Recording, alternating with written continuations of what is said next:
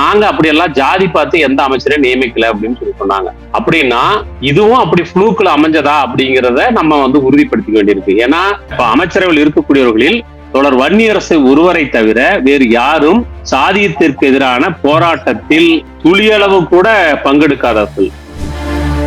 ஒரு பார்ப்பனரை எப்படி அமைச்சரா நியமிச்சீங்க அறநிலைத்துறைக்குன்னா எங்களுக்கு அவர் ஜாதியே தெரியாதுன்றாங்க.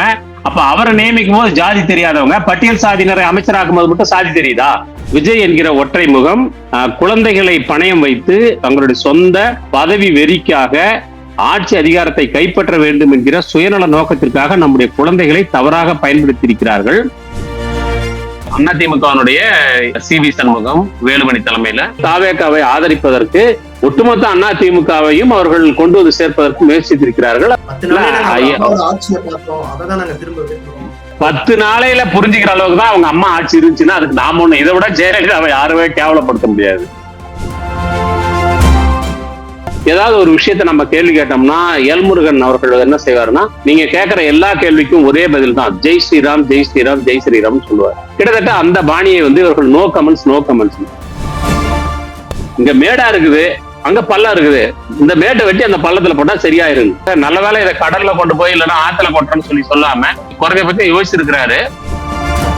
அமமுக எம்எல்ஏ காமராஜ் அவர்கள் திடீர்னு காணாம போறாங்க. அதன் பிறகு ஆளுநர் மாளிகைக்கு வராங்க. அதன் பிறகு குதிரை பேரம் செய்யறாங்க. இப்ப அதிமுகவை காலி செய்யறதுக்கு தாவேகா தொடர்ந்து செயல்பட்டு வராங்க. நீங்க அரசு அமைப்பதற்கு முன்பாவே, அரசு அமைத்த பிறகு இவர்கள் குதிரை பேரத்தில் ஈடுபடுவதாக சில பேர் சொல்லிக் கொண்டிருக்கிறார்கள். இல்ல, அமைக்கிறதுக்கே அவங்க குதிரை பேரத்தில் தான் ஈடுபட்டார்கள். நீங்க கூட்டணியில சேர்ந்ததுக்காகவே நம்ம அவங்களை கரிச்சு கொட்ட வேண்டிய அவசியம் கிடையாதுன்னு தான் இருக்கும். அவங்க கட்சி முடிவு பண்ணிருக்கலாம், அதுக்கு அந்த உரிமை அந்த கட்சிக்கு இருக்குது. அதுல நம்ம விமர்சிக்கிறதுக்கு ஒண்ணும் இல்ல. அதுல ஆராசா பேசியது என்பது ஃபுல் மூன் சேல் காலை 9 மணியிலிருந்து இரவு 12 மணி வரை மே 31 ஒரு நாள் மட்டும்.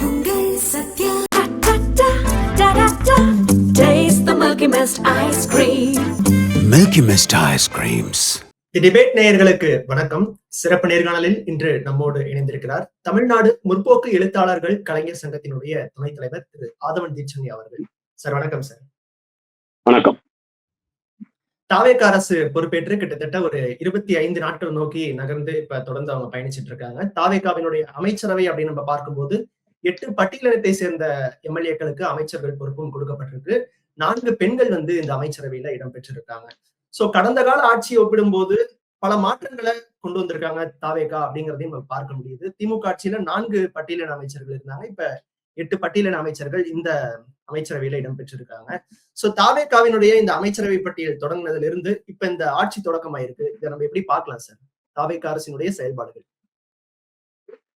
இல்ல, சினிமாவுக்கு தான் இப்படி வெற்றிகரமான 10வது நாள், 20வது நாள், 25வது நாள் போடுற மாதிரி ஒரு அரசாங்கத்துக்கும் நம்ம வெற்றிகரமான 25வது நாள்னு சொல்ற மாதிரி நிலைமைக்கு சேர்ந்திருக்கிறோம். ஒண்ணு. ரெண்டாவது, பட்டியல் சமூகத்திற்கு அமைச்சரவையில் கூடுதலான இடம் கொடுப்பவர்கள் அப்படின்னு பாத்தீங்கன்னா தமிழ்நாட்டு அளவுல இவங்க கூடுதலா இடம் கொடுத்துருக்காங்க அப்படிங்கிறது ஒரு முக்கியமான விஷயம்தான். ஆனா இத தாவேகாவோ அவங்க தலைமையோ ஒத்துக்குதாங்கிறத முதல்ல நம்ம உறுதிப்படுத்த வேண்டியிருக்கு.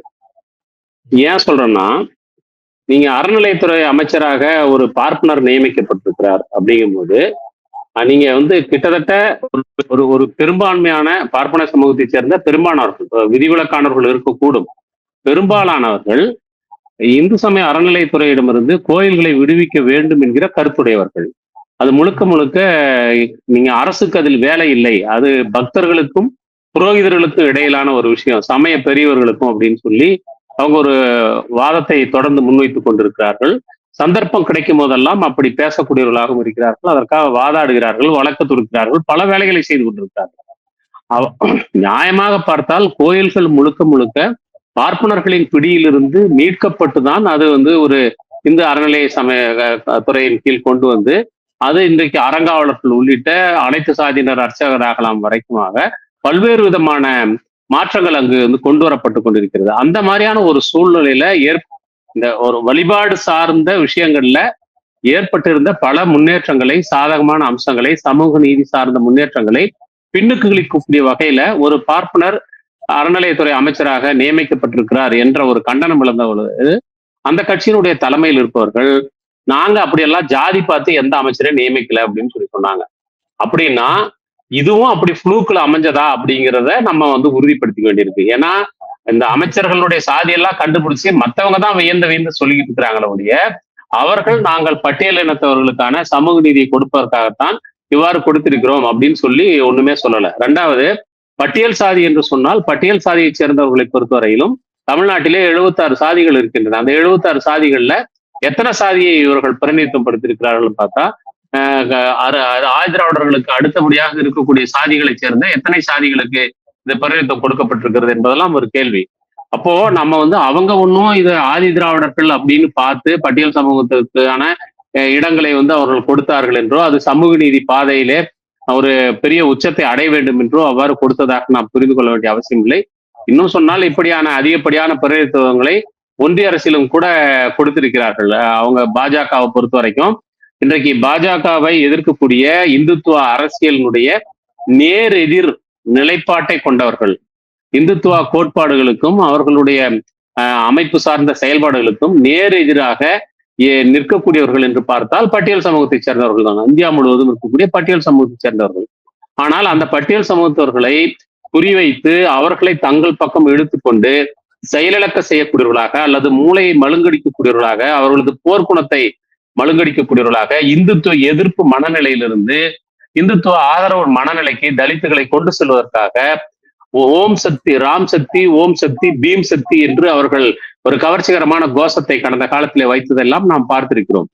அவ்வாறாகத்தான் அவர்கள் ராம்விலாஸ் பாஸ்வானிலிருந்து, ராம்தாஸ் அத்தாவாலையிலிருந்து பல பேரை அவர்கள் கொண்டு போனாங்க. இப்ப கூட வந்து நீங்க பாத்தீங்கன்னா கிட்டத்தட்ட ஒன்றிய அரசுல 6-7 பேர் இருக்கிறாங்க. அதனால வெறும் ஒரு அடையாளப்பூர்வமாக இவர்கள் இருக்கிறார்கள் என்பதை வைத்துக்கொண்டு எண்ணிக்கை முக்கியம்தான், நான் இல்லைன்னு சொல்லல. ஒரு அளவு மாற்றம் குணமாற்றத்துக்கு இட்டு செல்லும். ஆனா இவங்க அப்படியான ஒரு இந்த மாநிலத்தினுடைய பட்டியல் சமூகத்தவர்கள் சந்திக்கக்கூடிய தலையாய பிரச்சனைகளின் மீது அவர்கள் கவனம் செலுத்தக்கூடியவர்களாகவோ, இங்க இருக்கக்கூடிய பல்வேறு விதமான சாதிய வன்கொடுமைகளுக்கு எதிராக நீங்க வந்து போராடக்கூடியவர்களாகவோ அல்லது குரல் கொடுக்கக்கூடியவர்களாகவோ கடந்த காலத்தில் எங்குமே அவர்கள் வந்து தங்களை தலித்துகள் என்றோ அல்லது தலித் மக்களுடைய உரிமைகளுக்காக அவர்கள் மீது தொடுக்கப்படக்கூடிய வன்கொடுமைகளுக்கு எதிரானவர்களாக, அம்பேத்கரிய கொள்கைகளை உயர்த்தி பிடிக்கக்கூடியவர்களாக எந்த இடத்துலையுமே அவர்கள் அடையாளப்பட்டதே இல்லை. சமூக அந்த அமைச்சரவையில் இருக்கக்கூடியவர்களில் தொடர் வன்னியரசு ஒருவரை தவிர வேறு யாரும் சாதியத்திற்கு எதிரான போராட்டத்தில் துளியளவு கூட பங்கெடுக்காதவர்கள். சுதந்திர போராட்டத்தில் எப்படி RSSம் பாஜகவும் பங்கெடுக்காத விதிவிலக்காக நீண்ட நாள் விடுப்பிலே சென்ற ஒரு கட்சியை போல இங்க இருக்கக்கூடிய பட்டியல் சமூகத்தில் அமைச்சராக இருப்பவர்களுக்கும் இங்க இருக்கக்கூடிய பட்டியல் சமூகத்தவர்களுக்கும் எந்த தொடர்பும் இல்லை. இவர்களுடைய போராட்டங்கள் சமத்துவத்திற்கான, சுய உரிமைக்கான ஒரு எந்த ஒரு போராட்டத்திலும் அவர்களோடு சேர்ந்து நிற்காத இவர்கள் திடீரென்று இன்றைக்கு பட்டியல் சமூகத்தினுடைய பிரதிநிதிகள் என்று முன்னிறுத்தப்படுகிறார்கள். இது தானாக நடந்த ஒன்றை இவங்க வந்து இப்படி உயர்த்தி பேசுறாங்களா? திராவிட கட்சிகள் இது நாள் வரைக்கும் செய்யாத ஒரு விஷயத்த தாவேகா செஞ்சிருக்காங்க அப்படின்னு ஒரு பக்கம் பாராட்டவும் செய்யறாங்களே சார். அததான் சொல்றேன். ஒரு பார்ப்பனரை எப்படி அமைச்சரா நியமிச்சீங்க அறநிலைத்துறைக்குன்னா எங்களுக்கு அவர் ஜாதியே தெரியாதுன்றாங்க. அப்ப அவரை நியமிக்கும் போது ஜாதி தெரியாதவங்க பட்டியல் சாதியினரை அமைச்சராக்கும் போது மட்டும் சாதி தெரியுதா? இல்ல, குறிப்பா அவங்க சொல்றது கல்வித்துறை, உயர்கல்வித்துறை, இந்த இரண்டு துறை. அதைத்தாங்க நான் கேட்கிறேன். இல்ல முருகானந்தன், நான் அதைத்தான் கேட்கிறேன். இந்து சமய அறநிலையத்துறைக்கு ஒரு அமைச்சரை நீங்கள் பார்ப்பனரை நியமித்திருக்கிறீர்கள் என்று கேட்ட போது நாங்கள் எந்த அமைச்சருக்கும் சாதி பார்த்து நியமிக்கவில்லை என்று அந்த கட்சியினுடைய தலைமையில் இருப்பவர் விளக்கம் சொல்லுகிறாரு. அப்படின்னா அது இவங்களுக்கும் பொருந்தும் தானே. அப்ப வந்து நீங்க பள்ளிக்கல்வித்துறை அமைச்சராக, உயர்கல்வித்துறை அமைச்சராக இதுக்கெல்லாம் நாங்க நியமிக்கும் போது அவங்க சாதியை பார்க்கலன்னு சொல்றதுதானே அவங்க தர்க்கப்படி நியாயமா இருக்க முடியும். இது மற்றவங்க தான் விம்போ போட்டு விலைக்கு சொல்லிக்கிட்டு இருக்காங்க.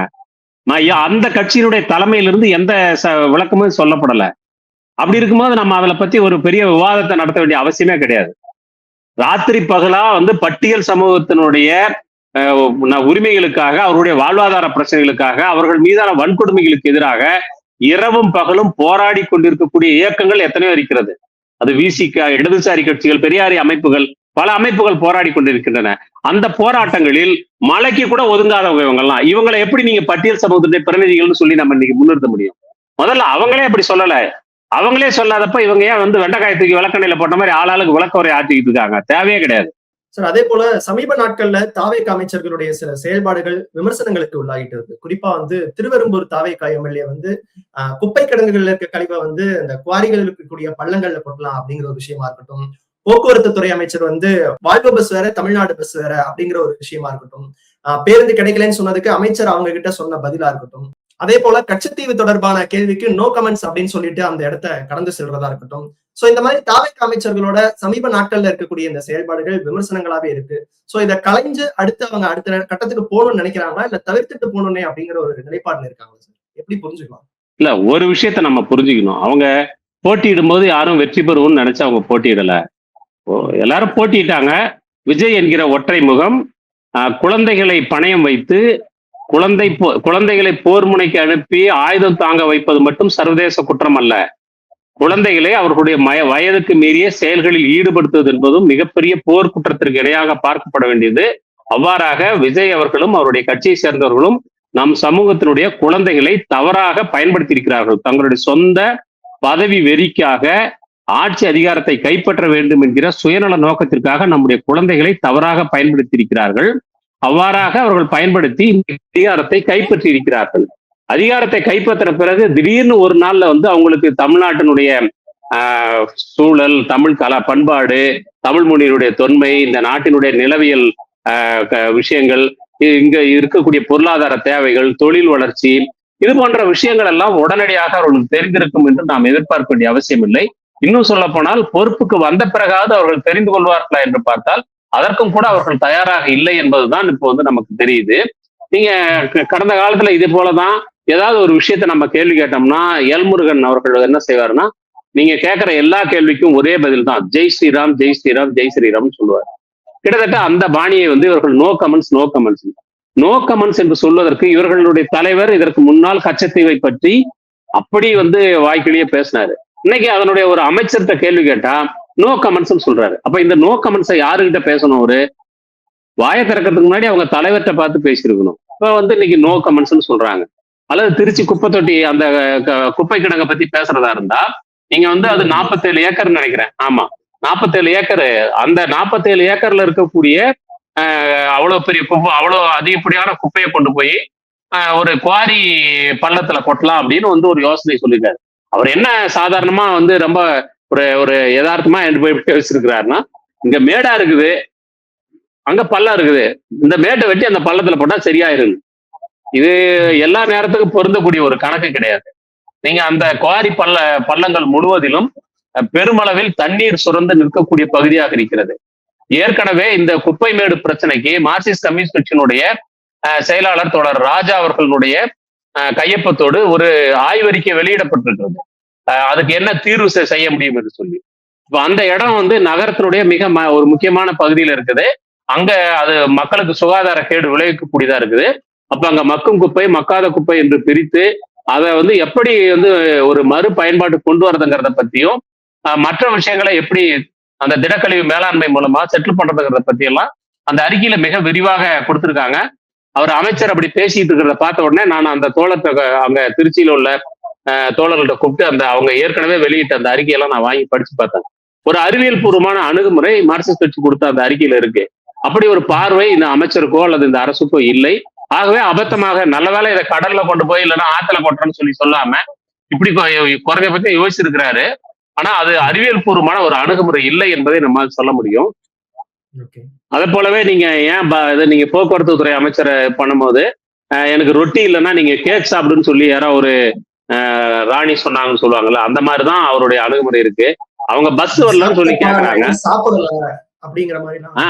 அதான் சொல்றேன், அவரு பஸ்ஸை பத்தி கேக்குறாரு, இவரு சாப்பாட்டை பத்தி பேசுறாரு. இந்த பிரச்சனை அத ஒரு யதார்த்தமா, தம்பி நீ சாப்பிட்டுட்டு தெம்பா பேசுற, நான் இன்னும் சாப்பிட கூட இல்ல, இங்க பட்னியா உங்க பிரச்சனையை தீர்க்கறதுக்காக நான் நின்றுட்டு இருக்கிறேன் அப்படிங்கிற சென்ஸ்ல சொல்லி இருந்தா கூட பரவாயில்ல. இவர் ஒரு கேள்வி கேட்கிறாரு, அவரு ஒரு பதில் சொல்றாரு. அப்புறம் வால்வோ பஸ்னா அவர் பிரைவேட் பஸ் நினைச்சிட்டு இருக்காரு. தமிழ்நாடு அரசாங்கத்தினுடைய போக்குவரத்து துறை என்பது இன்றைக்கு தனியார் பேருந்து நிறுவனங்களுக்கு போட்டியிடக்கூடிய வகையில பல்வேறு விதமான பஸ்களை அங்க நம்ம அறிமுகப்படுத்திருக்கிறோம். அதெல்லாம் ஓடிக்கிட்டு இருக்கு அப்படிங்கிறதே அவருக்கு தெரியல. அதான் சொல்றேன், அவங்க போட்டிட்டாங்க, ஜெயிச்சிட்டாங்க, ஃப்ளூக்ல ஜெயிச்சிட்டாங்க. அந்த ஜெயிச்ச பிறகு அவங்க கிட்ட அமைச்சர் பொறுப்புகள் கொடுக்கப்பட்ட பிறகு அதிகாரிகளுடைய துணையோடு நிச்சயமாக அவங்க இதுல தங்களை மேம்படுத்திக் கொள்ள வேண்டும். தங்களுடைய இந்த துறை சார்ந்த அறிவை அவர்கள் விருத்தி செய்து கொள்வது அவசியம் என்று நினைக்கின்றேன். ஏனென்றால் இது தனிநபர் பிரச்சனை அல்ல, இந்த நாட்டு மக்களுடைய பிரச்சனை. ஒவ்வொன்றையும் அவர்கள் தான் கொள்கை முடிவெடுக்கக்கூடிய இடத்தில் இருக்கிறார்கள். அவர்கள் இவ்வாறு விட்டேத்தியாகவும் இப்படியே பேசிக்கொண்டும் கிண்டல் அடித்துக் கொண்டும் ரீல்ஸ் போட்டுக்கொண்டும் காலத்தை ஓட்டி விடலாம் என்று நினைத்தால் அதனால் பாதிக்கப்படுவது தமிழ்நாட்டுடைய மக்கள் தான் என்பதை நாம் கவனப்படுத்த வேண்டியிருக்கிறது. Okay sir. அதே போல குதிரை பேரம் அப்படிங்கிற இந்த ஒரு டேர்ம் வந்து தேர்தல் முடிவுகள் வெளியான நாள்ல இருந்து அதிகம் பேசப்பட்டு கொண்டிருக்கு. அமமுக எம்எல்ஏ காமராஜ் அவர்கள் திடீர்னு காணாம போறாங்க, அதன் பிறகு ஆளுநர் மாளிகைக்கு வராங்க, அதன் பிறகு வந்து குதிரை பேரம் செய்யறாங்க அப்படிங்கிற ஒரு டாக் உருவானதுல இருந்து இப்ப அதிமுக இருந்து 4 எம்எல்ஏக்கள் பதவியை ராஜினாமா செஞ்சுட்டு இப்ப தாவேக்கால இணைஞ்சிருக்க வரைக்கும் கடும் விமர்சனங்களை எதிர்கொண்டுட்டு இருக்காங்க. குறிப்பா வந்து அதிமுகவை காலி செய்யறதுக்கு தாவேக்கா தொடர்ந்து செயல்பட்டு வராங்க அப்படிங்கிற உள்ளிட்ட யானை பேரம், குதிரை பேரம், இந்த மாதிரி நிறைய விமர்சனங்களை தொடர்ந்து வச்சுட்டு வராங்க. அதிமுகவை டார்கெட் செஞ்சேதான் தாவேக்கா இந்த முடிவுகளை எலெக்ஷன் ஆரம்பிச்சதுல இருந்தே எடுத்துட்டு இருக்காங்க அப்படின்னு நம்ம பாக்கலாமா? இல்ல நேச்சுரலா அதிமுக தலைமை மீது நம்பிக்கை இழந்து அவங்க தாவேக்கா பக்கம் போறாங்க அப்படிங்கிற விதமான புரிஞ்சுக்கலாமா சார்? இல்ல, அதிமுகவின் தலைமை மீது ஒரு நாளில் அவநம்பிக்கை வந்து விடுவதற்கு என்ன இருக்குன்னு தெரியல. 4ஆம் தேதி வரைக்கும் காலையில வாக்குப்பெட்டிகளை திறக்கும் வரையிலும் எடப்பாடி உள்ளிட்ட அதிமுகவினர் ஆட்சிக்கு வருவோம் என்றுதான் அவர்கள் நினைத்திருந்தார்கள். திமுகவும் அப்படிதான் நினைத்திருந்தது. உண்மையில் ஆட்சிக்கு வருவோம் என்று ஒருவேளை நினைக்காதவர்கள் இருந்தார்கள் என்றால் அவர்கள் தாவேக்காவினர் தான். ஆனா அவங்க தான் ஆட்சிக்கு வந்திருக்கிறாங்க. இந்த யதார்த்தத்தை நம்ம வந்து அக்செப்ட் பண்ணிக்க வேண்டியிருக்கு.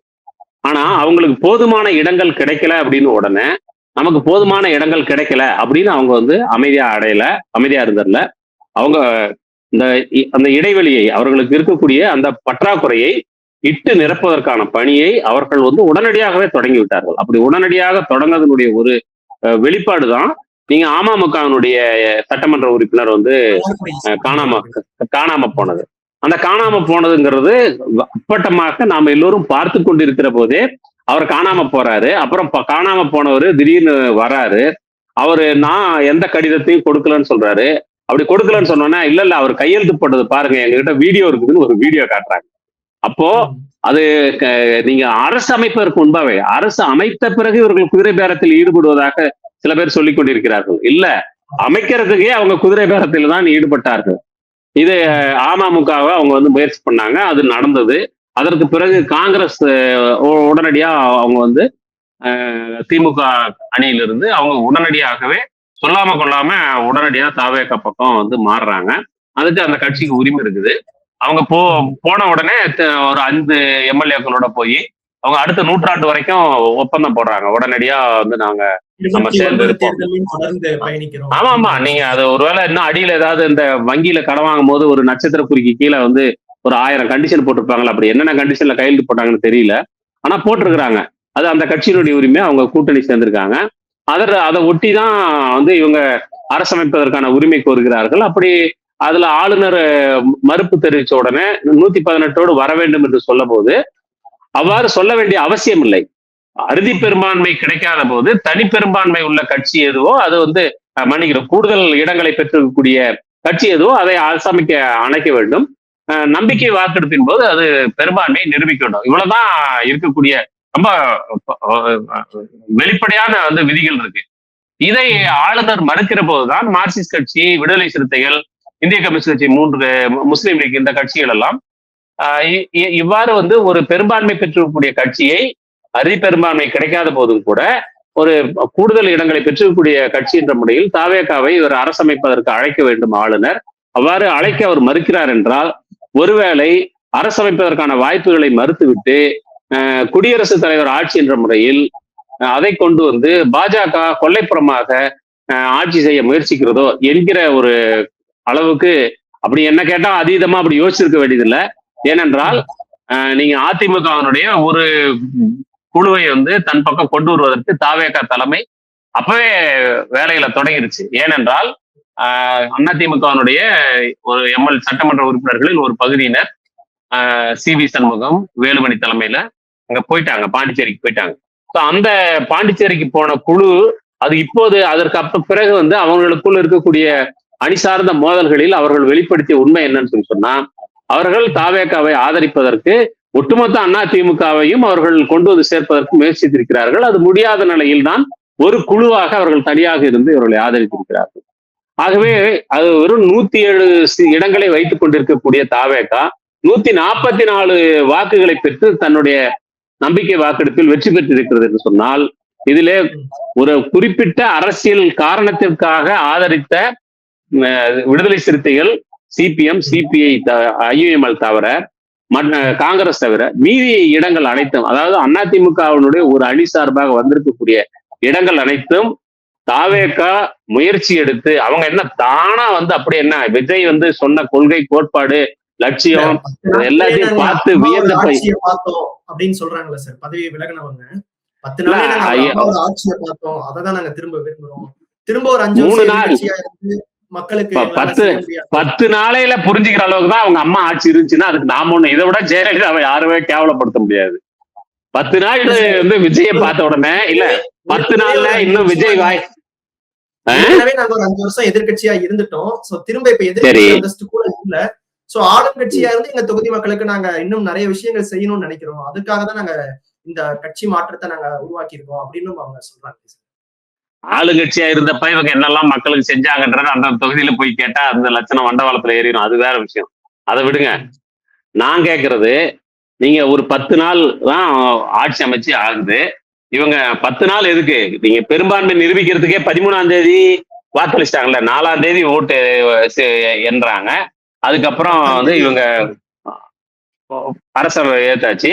13ஆம் தேதி இவங்க வாக்கெடுப்புல வந்து கை தூக்குறாங்க இல்லையா, வாக்களிக்கிறாங்க. அப்ப நீங்க வந்து ஒரு 10 நாள்ல இவங்க வந்து அம்மா, எம்ஜிஆர் எல்லாத்தையுமே வந்து விஜய் வடிவில பார்த்து, இந்த 10 நாள்ல விஜய் வந்து என்ன பேசினாரு, என்ன இவங்க அதுல இருந்து புரிஞ்சுக்கிட்டாங்க, என்ன அப்படி கொள்கை விளக்கம் வந்து கொடுத்துட்டாரு, அதெல்லாம் பார்த்துட்டு ஜெயலலிதாவையும் எம்ஜிஆரையும் கலந்து ஒரு ஜனகராஜ் மிக்சர் வாங்கின மாதிரி இவருடைய வடிவத்துல என்ன பார்த்து புரிஞ்சுக்கிட்டு இவங்க நாங்க அதிமுக ஆட்சியை, அம்மாவினுடைய ஆட்சியை ஒரு வடிவத்தில் பாக்குறேன்னு சொல்றது.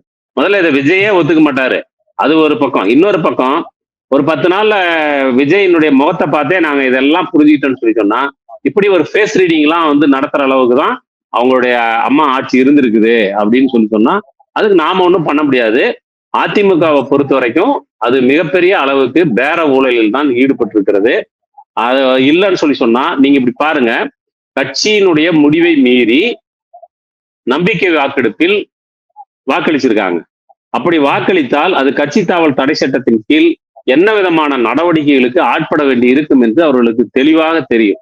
தெளிவாக தெரிஞ்சுதான் அவங்க இந்த முடிவை வந்து எடுத்திருக்காங்க. அப்படின்னு சொல்லி சொன்னா, தங்களுடைய சொந்த பதவியை, அரசியல் எதிர்காலத்தை, இதையெல்லாம் பணயம் வைத்து விஜயை ஆதரிக்கும் அளவுக்கு விஜய்க்கு இவங்களுக்குமான உறவு என்ன, அதுக்கு பின்னணியில என்ன இருக்கு அப்படிங்கறதான இங்க வந்து கேட்க வேண்டிய விஷயம். இல்ல, சட்டமன்றத்துல நடந்தது அப்படிங்கறத தாண்டி ராஜினாமா கடிதத்தை கொடுத்துட்டு உடனே தலைமை செயலகத்திலே அந்த உறுப்பினர் அட்டையும் இல்ல, அந்த ராஜினாமா கொடுக்கறது, அந்த அந்த அந்த ராஜினாமா கடிதம் கொடுப்பதற்கு முந்தைய இதுல இருந்துதான் இதை நீங்க பார்க்கணும். அதனுடைய தொடர்ச்சியா தான் இதை பார்க்கணும். அப்ப அதுக்கு பிறகு வந்து என்னன்னா, கட்சி தாவல் அவங்களுக்கு யாரோ தவறா அவங்களை வழி நடத்திருக்காங்க. கட்சி தாவல் தடை சட்டத்தின் கீழ் நீங்க அந்த எம்எல்ஏவா இருந்தா தானே அந்த கட்சி தாவல் தடை சட்டத்தின் கீழ் நீங்க வந்து தண்டனைக்கோ அல்லது நடவடிக்கையோ ஆளாக வேண்டியிருக்கும். நீங்க அதுல இருந்து விலகிட்டா தப்பிச்சலான்னு யாராவது சொல்லியிருப்பாங்க. அல்லது இதற்கு முன்பு ஒரு தீர்ப்புல என்ன சொல்லியிருக்காங்கன்னா, தேர்தல் சபாநாயகர் வந்து அந்த மாநிலத்துல இந்த மாதிரி கட்சி மாதிரி வாக்களித்த சட்டமன்ற உறுப்பினர்களை தகுதி நீக்கம் செய்ததோடு அவர்கள் மீண்டும் தேர்தலில் போட்டியிடுவதற்கு 3 ஆண்டுகள் தடை விதித்திருந்தார். அந்த தடையை உச்சநீதிமன்றம் நீக்கி இருந்தது. ஒருவேளை அதையெல்லாம் பார்த்து நீங்க கட்சி மாதிரி போடுங்க, கட்சி தாவல் தடை சட்டத்தின் கீழ் நடவடிக்கை எடுத்தா கூட தகுதி நீக்கம் தான் செய்ய முடியும் ஒழிய, ஏற்கனவே இருக்கக்கூடிய ஒரு தீர்ப்பினுடைய அடிப்படையில நீங்க மீண்டும் போட்டியிடுவதற்கான வாய்ப்பு இருக்கும். ஆகவே நீங்கள் இடைத்தேர்தலில் அதே தொகுதியில் போட்டியிடுங்கள், விஜயனுடைய முகத்தை காட்டி குழந்தைகளை வைத்து நாம் மறுபடியும் ஏமாற்றி ஜெயித்து விடலாம் என்று அவர்களுக்கு நம்பிக்கை ஊட்டப்பட்டிருக்கும். அந்த தவறான வாக்குறுதியினுடைய அடிப்படையில தான் அவங்க அவ்வாறு செய்திருக்க கூடும். அது அல்லாம ஒருவேளை அப்படியே போட்டியிடுவதற்கான வாய்ப்பே இல்லை, இனிமேல் அரசு அதிகார அமைப்புகளில் தாங்கள் பங்கு பெறுவதற்கான வாய்ப்பே இல்லை என்று ஒருவேளை வந்தால், அந்த நாள் ஏற்படக்கூடிய இழப்புகளையும் கூட ஈடுகட்டக்கூடிய வகையில் தாவேகா தலைமை அவர்களுக்கு ஏதேனும் ஒரு பிரதிபலனை கொடுக்காமல் இந்த முடிவுக்கு அவர்கள் வந்திருப்பதற்கு வாய்ப்பே இல்லை. சார் அதே போல ஆட்சி பெரும்பான்மைக்கு 118 இடங்கள் தேவைப்பட்ட போது தாவேகா 108 இடங்கள்ல வென்றிருந்தாங்க. திருச்சி கிழக்க விஜய் அவர்கள் ராஜினாமா செஞ்சுட்டாங்க. சோ 107 அப்படின்னு இருந்தப்ப தாவேகாவோட முதல் சாய்ஸா இருந்தது திமுகவில் இருக்கக்கூடிய கூட்டணி கட்சிகளை சந்திச்சு அதற்கான ஆதரவையும் பெற்றாங்க. விசிகா, கம்யூனிஸ்டுகள், ஐயுஎம்எல் உள்ளிட்ட கட்சிகளோட 120 அப்படிங்கிற கிட்டத்தட்ட அந்த எண்ணிக்கையை நெருங்கி ஆட்சியும் அமைச்சிட்டாங்க. சோ திமுகவுக்கு இது எந்த விதமான ஒரு பின்னடைவை ஏற்படுத்தி இருக்கு? ஏன்னா மெகா கூட்டணி, 20 கட்சி சேர்ந்த கூட்டணி அப்படிங்கிற ஒரு பெரிய பிம்பம், திமுக தான் திரும்ப ஆட்சிக்கு வருவாங்க அப்படிங்கிற மாதிரியான தோற்றங்களையும் தேர்தலுக்கு முன்னாடி ஏற்படுத்தி இருந்தது. ஆனா தேர்தலுக்கு பிறகு நம்ம எடுத்து பார்க்கும் போது எல்லா கூட்டணி கட்சிகளுமே கிட்டத்தட்ட இப்ப தாவேகா கூட சேர்ந்ததையும் நம்ம பார்க்க முடியுது. சோ திமுக இதுல இருந்து எப்படி வெளியில வர போறாங்க? அவங்களோட செட்பேக் எப்படியா இருக்கும் சார் வரும் நாட்கள்ல? ஆசை வெட்கமறியாதுங்கிறது போல தீய சக்தி என்று சொல்லப்பட்ட, மேடைக்கு மேடை சொல்லப்பட்ட, இன்னும் சொல்ல போனால் குழந்தைகளுக்கான காமிக்ஸ் பாடல்கள் உட்பட, அனிமேஷன் பாடல்கள் உட்பட பல விஷயங்களில் ஸ்டாலின் அவர்களை மிக இழிவுபடுத்தி, திமுக கூட்டணியை இழிவுபடுத்தி பாடல்களை எல்லாம் போட்டு பிரச்சாரம் பண்ணி, அதுக்கு பிறகு இன்னைக்கு திமுக கூட்டணியில் வெற்றி பெற்ற எம்எல்ஏக்களிடம் போய் நீங்கள் எங்களுக்கு ஆதரவு அளியுங்கள் அப்படின்னு கேட்டத உடனே சில நண்பர்கள் எப்படி அதை ரொம்ப ஒரு சாதகமா சொல்றாங்கன்னா, அவங்க பிஜேபி தலைமையிலான என்டிஏ கூட்டணிக்கு போய் கேட்கல, அவங்க ஒரு மதச்சார்பற்ற கட்சிகளை தானே அணுகிருக்கிறாங்க, அதுவே அவங்களுடைய நல்ல நோக்கத்தையும் அவங்களுடைய மதச்சார்பற்ற தன்மையை பிரதிபலிக்கலையா அப்படின்னு சொல்லி அவங்க ரொம்ப சாதகமா அவங்களுக்கு பாஸ் மார்க் போட்டுக்கிட்டு இருக்காங்க. ஆனா அவங்க அப்படி மட்டும் மதச்சார்பற்ற கூட்டணியை மட்டும் அவங்க அணுகல, அந்த கட்சியில மட்டும் அனுப்பல. ஏடிஎம்கே அணியையும் பாஜக அணியிலிருந்து வெற்றி பெற்றவர்களையும் அவர்கள் அதே நேரத்தில் ஏக காலத்தில் அவர்கள் முயற்சித்துக் கொண்டிருந்தார்கள் என்பதனுடைய வெளிப்பாடுதான் அமமுக எம்எல்ஏவை அந்த பக்கம் கொண்டு போனது. அதிமுக ஒரு அணியாக பிளவுபட்டது. இதற்கு பின்னால் தாவேகாவினுடைய விருப்பங்கள், அதற்கான தூண்டுதல்களிலும் தான் இதெல்லாம் நடந்திருக்கிறது. ஆகவே அவர்கள் மதச்சார்பற்ற கட்சிகளிடம் மட்டுமே உரையாட விரும்பினார்கள், அவர்களுடைய ஆதரவை மட்டுமே பெற விரும்பினார்கள் என்று சொல்வது அது ஒரு அவர்கள் வெளியிலே காட்டக்கூடிய ஒரு. அதிமுக 25 எம்எல்ஏக்கள் தாவேகாவிற்கு ஆதரவு கொடுத்த போது, அதன் பிறகு கம்யூனிஸ்ட் தலைவர்கள் கிட்ட, விசிகா தலைவர்கள் கிட்ட கேட்கும் போது, அப்படி ஒரு நிலை ஏற்படும் போது நாங்க எங்களோட முடிவை மறுபரிசீலனை செய்வோம் அப்படிங்கிற ஒரு விஷயத்தையும் சொல்லியிருந்தாங்க. சோ அதனாலதான் இப்ப அதிமுக இந்த கூட்டணியில இணையாம போயிருக்கு அப்படின்னு நம்ம பார்க்கலாம். இல்ல அதாவது நீங்க அதிமுகவை பொறுத்த வரைக்கும், அதுல சிவி சண்முகம், வேலுமணி அணியை பொறுத்த வரைக்கும் விஜய் ஆதரிக்கிறதுன்னு அவங்க தெளிவா முடிவெடுத்துட்டாங்க. முடிவெடுத்து அவங்க சட்டமன்றத்துக்கு வரும்போதே 2 அணிகளாக வருகிறார்கள். கொறடா என்று வருகிற போது 2 பேர் நாங்க தான் கொறடான்னு சொல்லி சொல்றாங்க. அதனால அது வெளிப்படையாக ஒரு பிளவு என்பது விட்டது. இப்ப அதை ஏதோ ஒரு மாதிரி மேக்கப் பண்ணிட்டு இருக்கிறாங்க, அது சிவி சண்முகம் கன்வின்ஸ் ஆகலன்னு சொல்லி சொல்றாங்க. அதெல்லாம் வேற விஷயம். ஆனா விராலிமலை விஜயபாஸ்கர் அவங்க எல்லாம் வேற நிலைப்பாடுகள் எடுத்திருக்காங்கன்னு வச்சுங்க. நம்ம பேச வேண்டியது என்னன்னா, தாவேகா தலைமை என்பது ஆட்சி அமைப்பதற்காக மதச்சார்பற்ற கட்சிகளை மட்டுமே அணுகியதாக வெளியே ஒரு தோற்றம் உருவாக்கப்படுகிறது. அது அல்ல. அது என்டிஏ கூட்டணியில் இருக்கக்கூடிய அமமுக மற்றும் அதிமுகவுடைய ஒரு பகுதியினர் இவர்களையும் அணுகி கொண்டேதான் இருந்தது ஏக காலத்தில். ஆனால் அந்த திரைமறைவு பேரத்தை வெளியிட வேண்டிய அவசியம் இல்லாமலே இவர்கள் தாங்களாக முன்வந்து இப்படி ஆதரவு தெரிவித்த ஒரு சூழ்நிலையில், அல்லது இவங்க ஒரு ரிக்வஸ்ட் பண்ண அடிப்படையில பரிசீலித்து மார்க்சிஸ்ட் கட்சி, இந்திய கம்யூனிஸ்ட் கட்சி, விடுதலை சிறுத்தைகள் இந்த மாதிரி தாவேகாவிலிருந்து ஒரு வேண்டுகோள் வந்திருக்கிறது என்கிற அடிப்படையில் அவர்கள் எந்த நிபந்தனையற்ற ஒரு ஆதரவை கொடுத்திருக்கக்கூடிய சூழ்நிலையில் அதிமுக அவங்க நாங்க கேட்காம தாங்களாக அவர்கள் விருப்பப்பட்டு ஆதரவளித்தார்கள் என்ற ஒரு தோற்றம் உருவாக்கப்பட்டிருக்கிறது. ஆனால் அந்த தோற்றம் என்பது ஒரு மாய தோற்றம், அது இட்டுக்கட்டிய காட்சி. அவர்கள் அடுத்தடுத்து இங்க பதவியை விட்டு விலகிறதாக கடிதம் கொடுத்து விட்டு அடுத்த 5வது நிமிஷம் மொதமாடிக்கு போய் அவங்க தாவேகாவில் தங்களை இணைத்துக் கொண்டார்கள் என்பது இது எல்லாமே நடந்திருக்கக்கூடிய பேரத்தை அப்பட்டமாக வெளிப்படுத்துகிறது.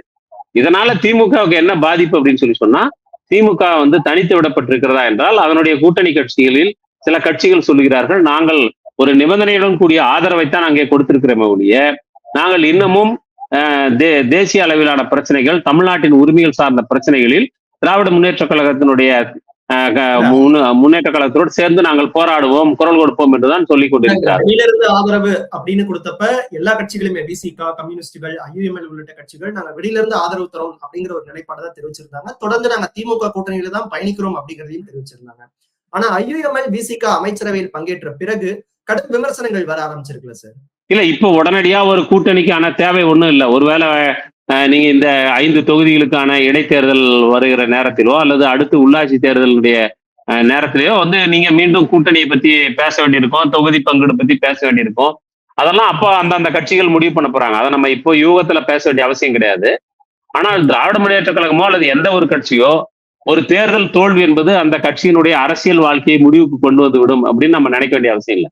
நீங்க அதிமுகவை எடுத்துங்க, திமுகவுடைய கடந்த காலத்தை எடுத்துங்க, அதெல்லாம் பொறுத்திருந்து வரும். இப்போ நீங்க கேரளாவில் நீங்க இப்படிதான் கம்யூனிஸ்ட் கட்சியும் காங்கிரஸும் மாறி மாறி ஆட்சிக்கு வரும். 2 முறை தொடர்ந்தார் போல கம்யூனிஸ்ட் கட்சி அங்க ஆட்சியில் இருந்திருக்கிறது. அதனால இதெல்லாம் ஒரு தேர்தலை ஒரே ஒரு தேர்தலில் வரக்கூடிய முடிவை ஒட்டி எல்லாமே மாறி போயிடும் அப்படின்னு சொல்லி நீங்க சொல்ல முடியாது. திமுக அணிங்கிறது வந்து ஒரு கணிசமாக அதுவும் வாக்குகளை பெற்று இருக்கிறது. அதிமுக அதுவும் கொஞ்சம் வாக்குகளை பெற்று இருக்கிறது. 2 பேரும் சேர்ந்து ஒரு 126 தொகுதியை வந்து நீங்க திமுக அணி அதிமுக அவங்க எல்லாம் சேர்ந்து ஒரு 126 தொகுதியை வந்து பெற்றிருக்கிறாங்க. அதனால மக்களால் முழுக்க முழுக்க அது தனிமைப்படுத்தப்பட்டதாகவோ அல்லது கைவிடப்பட்ட கட்சிகளாகவோ நம்ம கருத வேண்டிய அவசியம் இல்லை. அது எப்படி இந்த தேர்தல் தோல்வி பின்னடைவில் இருந்து தங்களை மீட்டுக் கொள்வது என்பதை பற்றி அந்த கட்சிகள் நிச்சயமா பரிசீலனை பண்ணுவாங்க. நிச்சயமா நம்மளை விடவும் அவங்க கூடுதலா அவங்க கட்சியை பத்தி கவலைப்படுவாங்கன்னு நினைக்கிறேன். அதை நம்ம யூகத்துல ஒன்றும் பேச வேண்டியதுன்னு தோணுது. Okay sir. இப்ப இந்த கூட்டணி திமுக இருந்த கூட்டணி கட்சிகள் தாவேகாவுக்கு ஆதரவு கொடுத்ததற்கான காரணமா சொல்லப்படுவது குடியரசுத் தலைவர் ஆட்சி வந்து அமலுக்கு வந்துடக்கூடாது, பாஜகவினுடைய கையில ஆட்சி போயிடக்கூடாது, இந்த மாதிரியான விஷயங்களை முதன்மையா வச்சுதான் எங்களுடைய ஆதரவு கொடுக்குறோம் அப்படிங்கிற ஒரு விஷயத்தையும் சொல்லியிருந்தாங்க. ஆனா அதற்கு முன்னாடி திமுகவும் அதிமுகவும் இணைந்து ஒரு கூட்டணி ஆட்சியை இந்த தமிழ்நாட்டுல ஏற்படுத்த போறாங்க, அதற்கான பேச்சுவார்த்தைகள் நடந்தது. இந்த மாதிரியான விஷயங்கள்ல கூட்டணி கட்சிகளுக்கு உடன்பாடு இல்லை, இது சரி வராது அப்படிங்கிற ஒரு அதிருப்தியில தான் அவங்க தாவேகாவை தேர்ந்தெடுத்திருக்காங்க அப்படிங்கிற ஒரு விமர்சனமும் தொடர்ந்து பல நாட்களா முன்வைக்கப்பட்டு வருது. திமுக மீது அதிருப்தி ஏற்பட இதுவும் முக்கிய காரணம் அப்படின்னு சொல்றாங்களே சார். சோ இதுவும் அதற்கான ஒரு காரணமா நம்ம பார்க்கலாம். இல்ல திமுகவோடு யாருக்கு அதிருப்தின்னு சொல்லுவோம்? நீங்க வந்து அப்படி ஒரு நிலைப்பாடை வந்து நீங்க எடுக்க கூடாது, இது தப்பு, அவங்க வேணும்னு தான் உங்க கூட இருக்கும், மதசார்பற்ற கூட்டணி வேணும் தான். திமுகவும் அதிமுகவும் சேர்ந்து ஒரு அரசு அமைப்பதற்கான ஒரு முயற்சி நடந்தது என்று MA பேபி முதல்ல ஒரு நேர்காணல்ல சொன்னாரு. அப்புறம் அந்த அடுத்த நாள் அதுக்கான விளக்கம் கொடுக்கப்பட்ட போது அது இல்லைன்னு வந்துச்சு. ஆனா வேறு சில தலைவர்கள் அப்படி ஒரு பேச்சுவார்த்தை நடந்தது என்று வந்து சில விஷயங்களை பகிர்ந்திருக்கிறாங்க. அப்போ ஆமா பகிர்ந்திருக்கிறாங்க. அப்போ அப்படி ஒரு முயற்சி நடந்திருந்தால் அது அந்த 2 கட்சிகளுடைய தலைவர்களும் அவருடைய தொண்டர்களும் எப்படி வந்து கடந்த காலம் முழுவதும் ஒரு எதிரெதிராக இயங்கிய 2 கட்சிகள் எந்த அடிப்படையில இணைய முடியும் அப்படிங்கிற ஒரு கேள்வி இருக்கலாம். ஆனா நமக்கு பார்த்திருக்கிறோம் கடந்த காலத்துல இந்த மாதிரி எதிரெதிர் நிலைப்பாடுகளை பல்வேறு நேரங்களில் வெளிப்படுத்திய கட்சிகள் அதையெல்லாம் அப்படியே விட்டு தேர்தல் நேரங்களிலே கூட்டணி சேர்வது, இது போன்ற விஷயங்கள்லாம் நம்ம கடந்த காலத்துல பார்த்திருக்கிறோம்.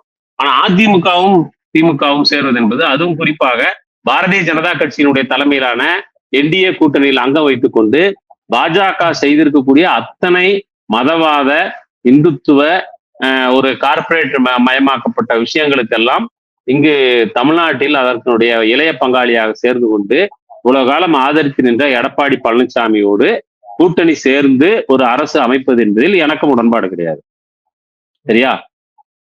உண்மையில் எடப்பாடி பழனிசாமியினுடைய தலைமை இவ்வாறு செய்திருக்கக்கூடிய நடவடிக்கையை கண்டித்து இன்றைக்கு அதிமுகவிலிருந்து போய் தாவேகாவில் இணைவதை போல அங்க இருக்கக்கூடிய ஒரு 10 சட்டமன்ற உறுப்பினர்கள் யாருமே வந்து நாங்க திமுகவில் போய் இணைகிறோம், இந்த அதிமுகவினுடைய நிலைப்பாடுகள் எங்களுக்கு சரியில்லை, இதனுடைய இந்துத்துவ ஆதரவு போக்கு NDA கூட்டணியில் இருப்பதனால் ஏற்படக்கூடிய தேர்தல் பின்னடைவுகள் இதெல்லாம் எங்களுக்கு உடன்பாடு இல்லை, நாங்க வெளியில வரேன்னு யாரும் வெளியில வரல. பாஜக கூட்டணியை பற்றி அவர்களுக்கு எந்த புகாரும் இல்லை. எடப்பாடி முதல் CV சண்முகம் வரை, வேலுமணியிலிருந்து செம்மலை வரை யாருக்கும் பாஜகவோடு கூட்டணியில் இருப்பதை பற்றி எந்த புகாரும் இல்லை. இன்னைக்கு செம்மலை வந்து வெளியில போயிருக்கிறாரு, இன்னும் சிலர் வந்து அப்படி அமைதி அரசியல் துறவரம் வந்து வாங்குறதா சொல்றாங்க. ஆனால் யாருக்கும் பாஜக மீது புகார் இல்லை. அதனால வந்து பாஜகவுக்கு ஒரு இளைய பங்காளியாக இருந்த ஒரு எடப்பாடி ஒரு சந்தர்ப்பம் வயப்பட்டு இப்படி ஒரு நிலைப்பாடு எடுப்பாருன்னா அதை திமுக ஆதரிக்க வேண்டும் என்று அவசியம் இல்லை அப்படின்னு தான் நான் கருதுறேன். அதே போல திருமாவளவன் அவர்களுடைய செயல்பாடுகளும் கடும் விமர்சனத்திற்குள்ளாக இருக்கு. குறிப்பா தேர்தலுக்கு முன்பே வந்து இந்த தேர்தலுக்கு பிறகு ஒரு புதிய மாற்றம் தமிழ்நாட்டில் ஏற்பட போகுது, அப்படிங்கிற ஒரு விஷயத்த அவர் சொன்ன போது இவர் தாவேகாவிற்கு ஆதரவு தர போறாரா, இல்ல தாவேகா கூட சேர போறாரா அப்படிங்கிற நிறைய விஷயங்கள் முன்வைக்கப்பட்டது. அதன் பிறகு திமுக கூட்டணியில் இணைந்துதான் அவங்க இந்த தேர்தலையும் எதிர்கொண்டாங்க. சட்டமன்ற உறுப்பினர்கள் 2 பேர் இந்த தேர்தலில் வெற்றியும் பெற்றிருக்காங்க. சோ தேர்தலுக்கு பிறகு திருமாவளவன் அவர்கள் வெளிப்படுத்தக்கூடிய கருத்துக்களாக இருக்கட்டும், நேர்காணல்கள் அவர் சொன்ன விஷயங்களா இருக்கட்டும், சோ அதன் பிறகு இப்ப அமைச்சரவையில இடம் பெற்றிருக்கிறது, இது எல்லாத்துக்குமே கடுமையான விமர்சனங்களை திமுக சார்பில் தொடர்ந்து முன்வைக்கிறாங்க. ஆராசா அவர்கள் வைத்திருந்த பதிவிற்கு மிகவும் மனவேதனை அளிக்குது அப்படிங்கிறதையும் திருமாவளவன் அவர்கள் சொல்லியிருந்தாரு. சோ திருமாவளவன் அவர்களுக்கு என்ன பிரச்சனையா இருக்கும் சார் இத்தகைய விஷயங்களை வெளிப்படுத்துறதுக்கான காரணம்? இல்ல, தனிப்பட்ட முறையில அவருக்கு என்ன பிரச்சனை இருக்குது? அவர் ஒரு கட்சியை உருவாக்கி அந்த கட்சி ஒன்றும் அது வந்து என்னது ராஜபாட்டையில மலர் தூவிய பாதையில் அது நடக்கல. அது அன்னாடம் பல்வேறு பிரச்சனைகளை சந்தித்து களத்திலே நின்று தன்னை வளர்த்து கொண்டு உரம் பெற்ற ஒரு கட்சி. அந்த கட்சி ஆட்சியில் பங்கு, அதிகாரத்தில் பங்கு என்று அவர்கள் தொடர்ந்து பேசிக்கொண்டுதான் இருந்திருக்கிறார்கள். அதற்கான வாய்ப்பை அவர்கள் தொடர்ச்சியாக எதிர்பார்த்தும் இருந்தார்கள் என்பது உண்மை. ஆனால் தமிழ்நாட்டில் கூட்டணி ஆட்சிக்கான சாத்தியமே இல்லை என்று திராவிட முன்னேற்ற கழகம் ஏற்கனவே மறுத்திருந்தது. அதிமுகவும் கிட்டத்தட்ட திருமாவளவன் அவர்கள் சொல்லியிருந்தாரு அதற்கான கால சூழல் இப்ப இல்லை அப்படிங்கறது இல்லை அப்படின்னு அவரே சொல்லியிருந்தாரு. ஆனால் ஒரு புதிய சூழல் அப்படி ஒரு அதுக்கான ஒரு வாய்ப்பு உருவாகி இருக்குதுங்கிறப்ப அவருடைய கட்சியினுடைய தலைமை இப்படி ஒரு வாய்ப்பு ஏற்பட்டிருக்கும் போது நாம் ஏன் இந்த பொறுப்பை ஏற்றுக்கொள்ளக்கூடாது, ஏன் அமைச்சரவைக்குள் போகக்கூடாது அப்படிங்கிற விஷயத்த அவங்க கட்சி முடிவு பண்ணிருக்கலாம். அதுக்கு அந்த உரிமை அந்த கட்சிக்கு இருக்குது.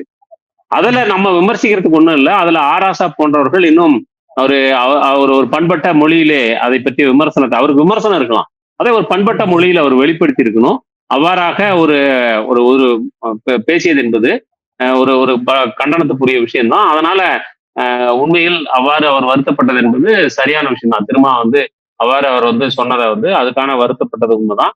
பல பேர் ஆராசா அவருடைய அந்த கூற்றினை ஏற்றுக்கொள்ளவில்லை, மறுப்பு தெரிவித்திருக்கிறார்கள், கண்டித்திருக்கிறார்கள். இது ஒரு ஆரோக்கியமான ஒரு விமர்சனம் என்னன்னா, திராவிட கட்சிகள் ஆட்சி அதிகாரத்தில் பங்கு தரத்துக்கு நீங்க தயாரா இல்ல அப்படிங்கிறப்ப இவங்க இன்னொருத்தங்க தரக்கூடிய ஆட்சி அதிகாரத்தில் பங்கா இருக்கட்டும், இல்ல அந்த பரிசீலனையை ஏற்கிறது சரிதானே, அதை நீங்க ஏன் விமர்சிக்கிறீங்க? உங்க கூட்டணியில இருந்தப்ப நீங்க அந்த அதிகாரத்தை அவங்களுக்கு கொடுக்கல, பட் மாற்று கூட்டணியில ஒருத்தங்க தராங்கிறப்ப அதை அவங்க ஏற்கிறதுல உங்களுக்கு என்ன பிரச்சனை அப்படிங்கிற ஒரு விமர்சனத்தையும் பொதுவா வைக்கிறாங்க. இல்ல, அதுதான் அந்த விமர்சனங்கள் அவசியமற்றதுன்னு சொல்றேன். அவங்க வெளியில இருந்து ஆதரவு என்று வந்தார்கள், வந்ததை சரின்னு சொல்லி அக்செப்ட், திமுகவில இருந்து வெளியில இருந்து ஆதரவுன்னு சொல்லி வந்தப்ப அதை பற்றி எந்த விமர்சனமும் வரவில்லை. அது மார்க்சிஸ்ட் கட்சி ஆகட்டும் அல்லது மற்ற கட்சிகள் எல்லாமே இவங்க தோழமை கட்சிகளாக இருந்தவர்கள் அனைவருமே நாங்கள் அமைச்சரவைக்கு வெளியிலிருந்து ஆதரவு அளிக்கிறோம் அரசமைப்பதற்கு என்று சொன்ன போது அதை பற்றி எந்த விமர்சனமும் வரவில்லை. ஆனால் அமைச்சரவையில் பங்கெடுப்பது என்று வந்த போது காங்கிரஸை பற்றி அங்கு பேச்சே வரவில்லை, ஐயுஎம்எல் பற்றி பேச்சு வரவில்லை. ஆனால் விடுதலை சிறுத்தை கட்சி சார்ந்தவர்கள் மீது மட்டும், அது குறிப்பாக திருமாவளவன் மீது அவ்வாறான ஒரு விமர்சனம் வருகிறது என்றால் அதை திமுக தலைவர் சரியாக அந்த விஷயத்தை வெளிப்படுத்தினார். வன்னியரசுக்கு வாழ்த்து தெரிவிக்கிறது அதெல்லாம் நடந்துச்சு. ஆனால் அவரை அடுத்து இருக்கக்கூடிய தலைவர்கள் அதை எதிர்கொண்ட விதமும் அதை பற்றி அவர்கள் வைத்த விமர்சனங்களும் ஒரு வரம்பை மீறியதாகவும் அவர்களை திட்டமிட்டு பல்வேறு விதமான இந்த ஒரு விஷயத்தை வைத்துக்கொண்டு ஒட்டுமொத்தமாக தலித்துகள் மீதான விரோத புரோதங்களை வெளிப்படுத்தக்கூடிய பல்வேறு வசைகளை எல்லாம் அவர்கள் எதிர்கொள்ள வேண்டியிருந்தது.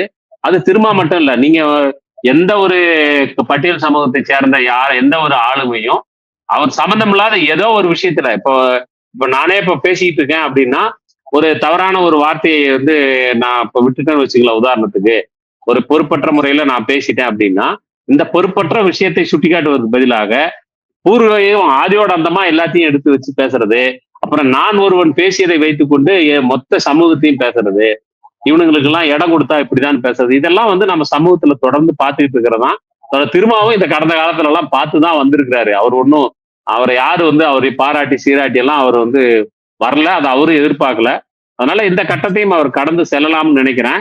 ஆனா எல்லா மக்களுக்கும் ஒரு எதிர்பார்ப்பு இருக்கு. என்னன்னு சொன்னா அவர் இந்த அரசுக்கு எப்போதுமே அதை ஒரு என்ன சொல்றது, இந்த அரசை கண்காணித்து வழி நடத்தக்கூடிய ஒரு பொறுப்பை அவர் நிறைவேற்றுவார்னு எல்லாரும் எதிர்பார்க்கிறாங்க. இடதுசாரி கட்சிகளிடமும் அதான் எதிர்பார்க்கிறாங்க. மாநில உரிமைகள், தமிழ் மக்களுடைய நலன், இந்த மாநிலத்துடைய வளர்ச்சி, தொழிலாளர் பிரச்சனைகள், விவசாயிகள் பிரச்சனைகள், கல்வி சார்ந்த பிரச்சனைகள், இவை எல்லாவற்றையுமே இந்த அரசு எவ்வாறு செய்கிறது என்பதை அதனுடைய தோழமை கட்சிகள் என்ற முறையில், அரசுக்கு தோழமை கட்சிகள் என்கிற முறையில் கண்காணித்து சரியாக வழிநடத்த வேண்டும். தவறுகிற போது சுட்டிக்காட்ட வேண்டும் என்றெல்லாம் தான் எதிர்பார்க்கிறார்கள். அதில் தவறினால் நாம் சுட்டி காட்டலாமே ஒழிய, நீங்க கூட்டணியில சேர்ந்ததுக்காகவே நம்ம அவங்களை கரிச்சு கொட்ட வேண்டிய அவசியம் கிடையாதுன்னு தான் இருக்கும். பல்வேறு கருத்துக்களை பகிர்ந்துக்கிட்டீங்க சார். உங்களுடைய நேரத்திற்கும் கருத்திற்கும் நன்றி சார். டிபேட்டுக்கு நன்றி. ஏன்னா இன்னைக்கு தமிழ்நாட்டுல கூட்டணி ஆட்சி என்பது ஒரு புது வகையான ஒரு சோதனை தான். அந்த சோதனையை அரசு மட்டுமல்ல, தமிழ்நாட்டு மக்களும் அதை எதிர்கொள்ளக்கூடிய ஒரு காலத்தில் நாம் வாழ்ந்து கொண்டிருக்கிறோம். இதன் மூலமாக இதுவரை காப்பாற்றப்பட்டிருக்கக்கூடிய ஒரு அரசின் மாண்பு என்பது காப்பாற்றப்பட வேண்டும் என்பதும், மக்கள் நலன்தான் எல்லாவற்றிலும் முக்கியமானது, சட்டத்தின் ஆட்சி என்பது முக்கியமானது, மாநில உரிமைகள் என்பது முக்கியமானது என்று மக்கள் எதிர்பார்க்கிறார்கள்.